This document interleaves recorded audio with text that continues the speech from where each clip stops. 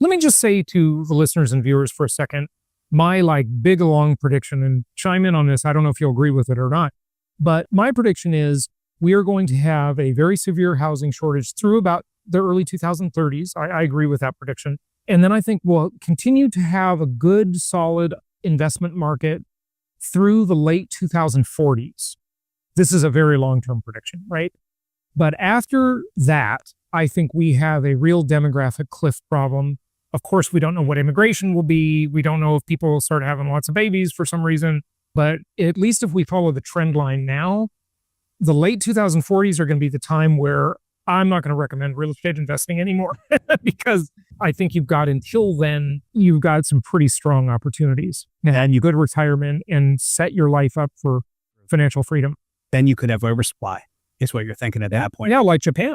Look, we're not having enough kids. That's an issue. Right. Elon Musk talks about this. Sure. Too, right? I mean, he has 12. He has a lot.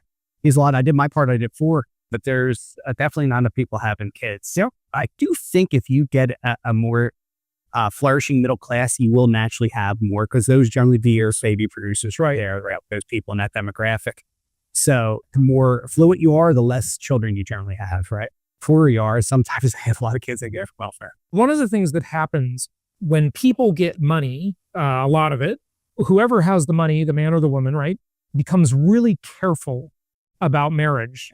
Oh, yes. Because they want to protect their wealth.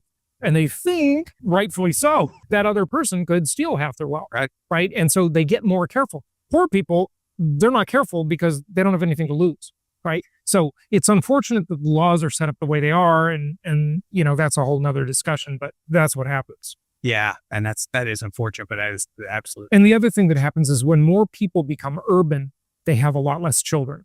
Because in a city, you know, you're living in a high rise and you just don't have room for kids. Versus if you live in a single family house in suburbia or in the country, you got lots of room for children. Absolutely. A white picket fence, the whole 9 yards. And that's what people are shooting for. And that did happen for the millennials. They did that.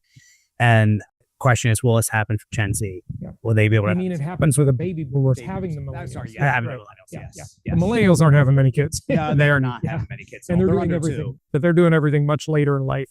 You got to have 2.1 children per woman to have replacement rate. And in the third world or the really bad developing countries, at 3.5 because of infant mortality. But that's the difference. Like you said, Japan's one where it's really low. South Korea. Oh, South Korea's got the lowest birth rate on Earth. It's crazy. They're always disturbed. They're going extinct. Yeah. I mean, North Korea is way outproducing that. Oh, I know. Yeah. Good figure. Isn't that weird? It's very strange. Very interesting. But yeah, we'll see where things lay out here. But I do see rates definitely going down this year. In my opinion, I think they're going to be going down this year. And I think they're going to try to force them as much as can. The Fed's got to refinance. We've got, I heard it was $7 trillion worth of debt in the next few months. And that's huge. Is going to have huge pressure on reduced rates. Yes. Folks, the rates are very likely to go down because the government has to pay the rate too. Okay. And they don't want to be burdened by afford it. High rates. They can't afford it. Yeah. Yeah. I mean, see, that's a factor. We're looking at everything at two money supply, right? Global money supply, and what brings in investment opportunities too. And that will push things into real estate, push risk on assets up, right? Real estate, stock market, cryptos, all these things will continue to go up. Look at gold's doing, silver's doing. It's very interesting with what's going on there. There's potential. I mean, I think there's a lot of government activity picking up a lot of the gold and silver too, to backstop things. Yeah. It would take a whole hour to talk about gold and silver, so let's not do that. But I want to ask you before you go about some Trump policies. Yeah. Okay, so we've got these cross currents. We've got deporting illegals that make up about 13% of the construction workforce that's known. Mm-hmm. It's probably higher because they hide. Okay, so let's say illegals make up 20% of the construction workforce. Construction labor has a huge shortage. You know this. You do remodels. You know how hard it is to get people. So that's one factor that would push prices up of rentals and for sale units. Right. Then we look at the tariffs and all the inputs to a house that are going to be tariffed. Yeah. What are your thoughts on that'll push things up more for sure. There's no doubt it'll push it up a little bit more, which leads to the whole meld up. Everything's going to end up getting pushed up in price. What do we go up 3% actually in real estate last year?